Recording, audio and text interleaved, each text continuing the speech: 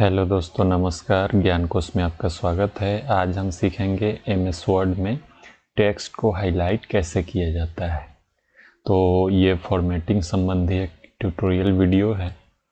तो चलिए शुरू करते हैं। मान लिया कि ये वाला जो हेडिंग है इसको हमको हाईलाइट करना है। तो ये तो इसका अब कलर बदलने के लिए तो आपको पता ही है, यहाँ से आएंगे सीधा ये कलर बदल दिया, ये रेड हो गया, या कलर पैलेट से अलग अलग कलर हम चुन सकते हैं। ये देखिए, मैं जैसे जैसे सिलेक्ट करूँगा वैसे वैसे इनका कलर चेंज होते जाएगा। लेकिन हाईलाइट के लिए जस्ट उसके बगल में ये है, मैं चाहता हूँ ये पीला रंग से हाईलाइट हो। ये देखिए थोड़ा सा अटेंशन लाता है कि ये टेक्स्ट कुछ स्पेशल है।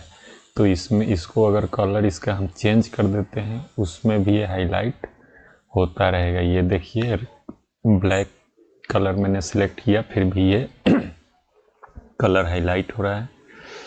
तो ये डिजाइनिंग है। तो इसको हटाना हो तो सेम उसी प्रोसेस को रिपीट करेंगे तो ये कलर हट जाएगा। यहाँ पे जाएंगे और ये नो कलर, इस पे ऑप्शन पे ओके कर देंगे तो ये कलर ख़त्म हो गया, ये हाईलाइट होना बंद हो गया। और इसको और डिजाइनिंग से संबंधित कोई टेबल में ये चेंज करना है, मर्ज करना है तो अगले वीडियो में हम लोग सीखेंगे। अगर ये वीडियो पसंद आया हो तो शेयर करें और नए नए टॉपिक का वीडियो देखने के लिए ज्ञान कोश चैनल को सब्सक्राइब करना ना भूलें। Thanks for watching.